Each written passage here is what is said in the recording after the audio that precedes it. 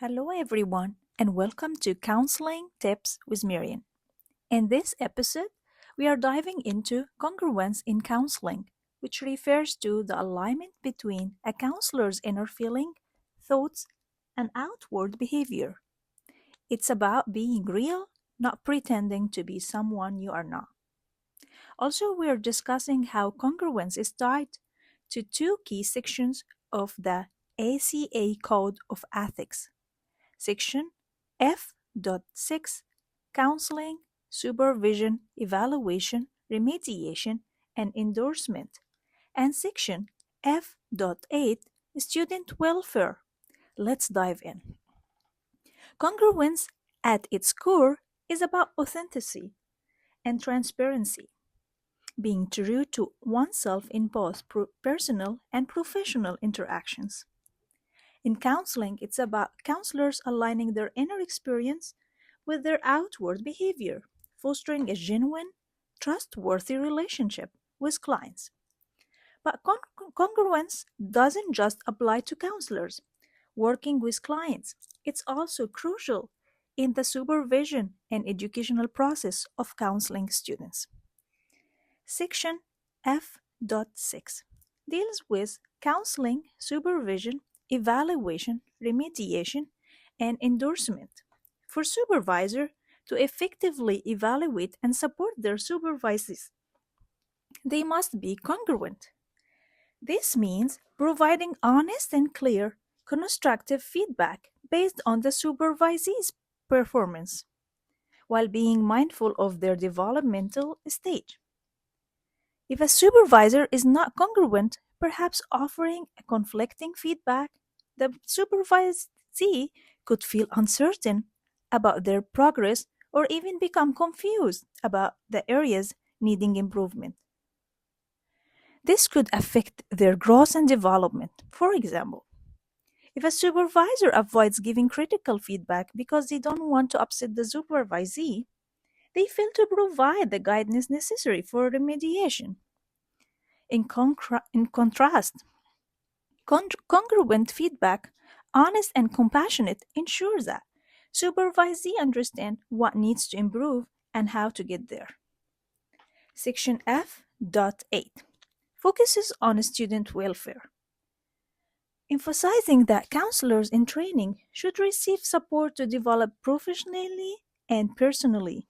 For this standard to be upheld, congruence is really vital. Supervisors and educators must model congruence to create an environment where students feel safe to learn, make mistakes, and also grow. Imagine a student who's struggling with culture issue.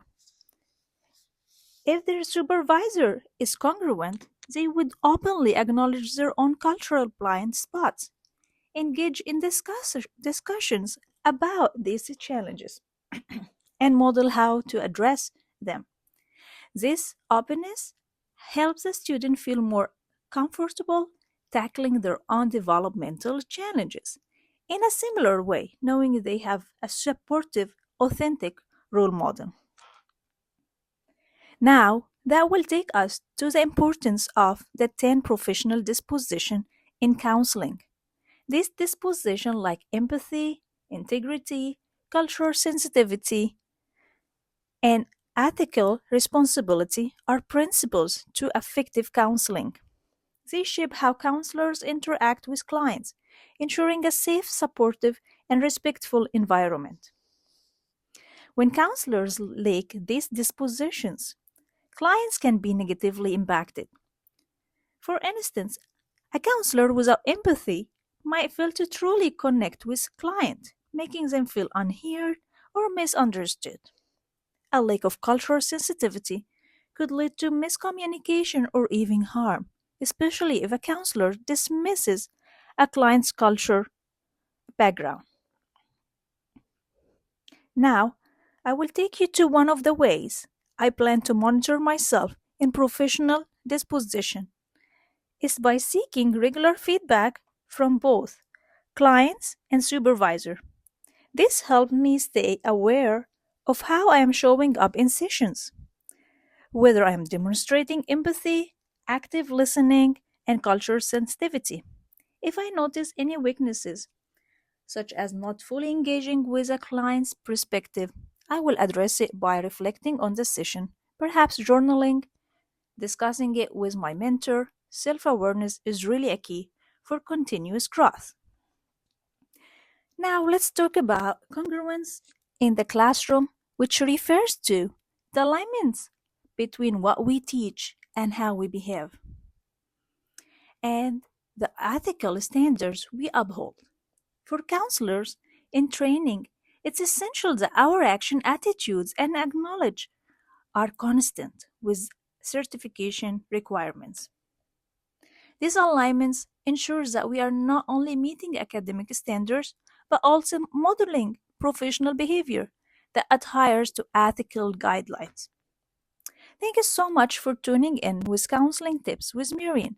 Stay tuned for insights and remember to keep professional boundaries strong and your approach congruent.